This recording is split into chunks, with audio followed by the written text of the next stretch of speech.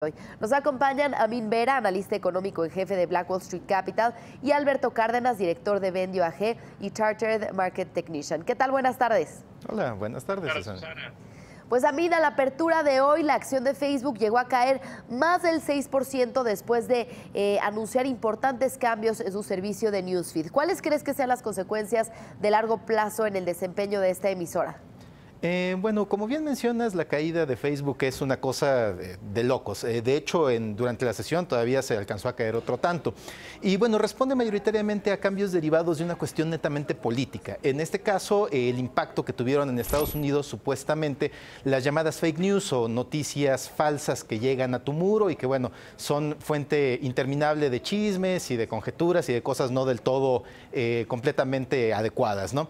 El mejor ejemplo de esto pasó durante el Pizzagate en las elecciones de Estados Unidos. Bueno, llegó por ahí a los muros de Facebook de los electores que había el coordinador de campaña de Hillary Clinton, me parece, mantenía un club aquí para abusar de niños en el sótano de una pizzería. Y bueno, hubo gente que se lo creyó e incluso hubo algún desquiciado que fue con un rifle e incluso disparó dentro, ¿no? Entonces, esto nos muestra dos cosas. En primer lugar, pues la altura de gran parte del electorado estadounidense, y en segundo lugar, que Facebook puede realmente afectar una democracia estable como es Estados Unidos. De ahí que hayan surgido voces que buscaban una regulación gubernamental para la plataforma y pues rápidos como son, Facebook se adelantó a una posible intervención gubernamental y ahora esta regulación va a ser en sus propios términos. Lo que se anunció hoy es que en tu muro va a tener una preferencia el contenido que tenga que ver con tus propios contactos y con una conexión más humana antes que la presentación de contenido pagado o de noticias que no vienen respaldados por la opinión de alguno de tus contactos. Y bueno, esto definitivamente va a bajar el tráfico de Facebook y por lo tanto va a bajar también los ingresos por anunciantes. Pero en el largo plazo creemos que es una buena decisión. Es un caso raro de una empresa que pone por delante su ética corporativa antes de la ganancia de corto plazo, y creemos que va a ayudar a que Facebook se consolide aún más como una empresa pues de las de siempre. Por otro lado, Alberto, en un ambiente en el que Estados Unidos ha estado sujeto a rallies bursátiles como efecto de la tan esperada reforma fiscal y con un panorama con nuevas alzas en la tasa de interés de la Fed, ¿cuál es tu perspectiva del mercado de renta fija denominado en dólares para este 2018?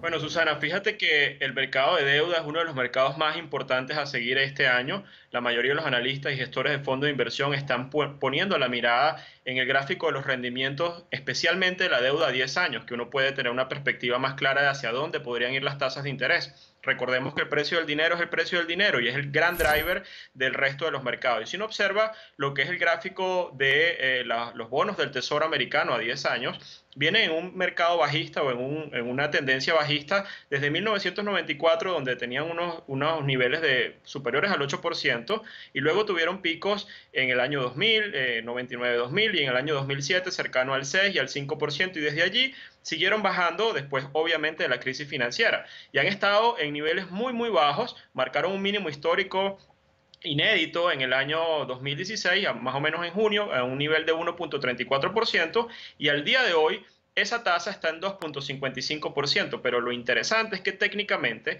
la línea de tendencia bajista de 18 años está siendo quebrada. Esto nos da un mensaje muy interesante de que probablemente vamos a tener un punto de inflexión en las tasas de interés este año. Y por supuesto, la Fed está normalizando tasas en el mercado, a diferencia del resto de los bancos centrales. Es muy probable que podamos ver los efectos. Estamos viendo incrementos en las perspectivas en el tema de inflación, así que es muy probable que veamos los rendimientos de los bonos subir este año, en otras palabras, las tasas subir, y eso va a tener una perspectiva bajista progresiva para el gran rally del mercado de deuda. Es decir, los precios de los bonos, especialmente en Estados Unidos, deberían entrar en una etapa correctiva. No estamos viendo ningún crash, simplemente una corrección, y eso ese dinero o esa parte del ciclo debería luego trasladarse también a la renta variable. Es parte normal del ciclo, pero hay que vigilar las tasas porque probablemente con este quiebre, el próximo nivel objetivo en el caso del bono del Tesoro a 10 años esté cercano al 3.30%. Creemos que la Fed va a seguir su patrón de subida de tasas y eso se va a ver reflejado en todo el espectro de deuda con precios progresivamente más bajos. Es decir, el bull market en el mercado de deuda en Estados Unidos es probable que esté ralentizándose y todavía le dé energía a la renta variable. Bien, por otro lado, Amin, el día de hoy, pues el IPC mostró un optimismo que desentona con las presiones que había aguantado durante toda la semana. Entonces, ¿crees que este cambio de rumbo puede ser sostenible en un ambiente de confrontación con Estados Unidos, sobre todo por el tema de la renegociación del Telecán? Bueno, como bien menciona, sí, lo que pasó hoy fue un respiro, textualmente un rebote y un respiro, que más bien nos está dando la medida de qué tanto nos había pegado la filtración que hizo Reuters hace un par de días acerca de que ahora sí, por enésima vez, Trump ahora sí se iba a salir unilateralmente del Telecán. Al final lo que esta información dio al mercado no es absolutamente nada nuevo. De hecho, la respuesta que dio México también a través de filtraciones, diciendo que si ellos se salen, pues nosotros también nos paramos de la mesa y ya nos seguimos negociando, no es nada nuevo. Realmente lo que estamos viendo aquí es que el mercado mexicano, por lo menos en el mediano plazo y hasta que se llegue a un punto de acuerdo en el asunto del Telecán, va a estar más o menos movido más bien por noticias dentro de un rango que por lo menos en BW y en nuestra opinión tenemos puesto muy claramente entre los 46.500 puntos y los 50.000. En caso de una muy buena noticia podría llegar a 52.000, pero es muy poco probable. Y bueno, el mejor ejemplo fue hoy, en el que el mercado pues estuvo jalado bastante por la cuestión de Alpek.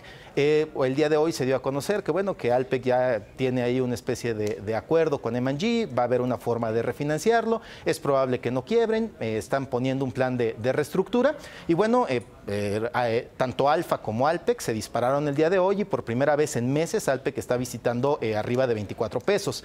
Entonces creemos que el mercado mexicano va a estar así en el corto plazo. Una noticia buena puede jalarnos un poco, si hay alguna empresa líder con un peso interesante dentro del IPC, puede ayudar a que el mercado llegue tal vez a la parte alta de este rango que estoy mencionando, que es alrededor de 50.000 puntos, pero la verdad es que no vamos a tener nada claro hasta que se redefina completamente la renegociación del tratado. Pues Alberto, el petróleo, como lo mencionábamos, sostuvo una vez más el rally que mantiene el precio del barril de West Texas por arriba de $60. ¿Consideras que esta tendencia va a mantenerse en el mediano plazo? ¿Y cuál crees que sería el efecto en el mercado cambiario, especialmente para el dólar? Bueno, fíjate que el petróleo también fue un gran protagonista el día de hoy, logró máximos que no se veían en 3 años. Estamos viendo en el caso del WTI niveles de $64.40, es decir, son niveles que solo se veían a mediados del año 2014. El mercado ha tenido un importante rebote después de quebrar niveles claves cercanos a los $51 el barril. Desde allí ha tenido unas compras masivas de parte de los hedge funds. De hecho, las posiciones largas hoy por hoy en el mercado de energía desde el punto de vista especulativo, como lo hemos dicho en ediciones anteriores del programa, son récord, pero el día de hoy son récord y es un récord inédito. El ratio long short de los gestores está cercano a 9.36 puntos, es una cifra históricamente alta, lo que nos hace pensar que el trade está crowded o está sobrecomprado. Sin embargo, esto va a tener un impacto, en nuestra opinión, el mercado está alcista, esperamos una corrección, pero volviendo a tu pregunta, el efecto en el caso del dólar es por 2 vías. En nuestra opinión, eleva las expectativas de una subida de inflación en los Estados Unidos, lo que podría desembocar en una Fed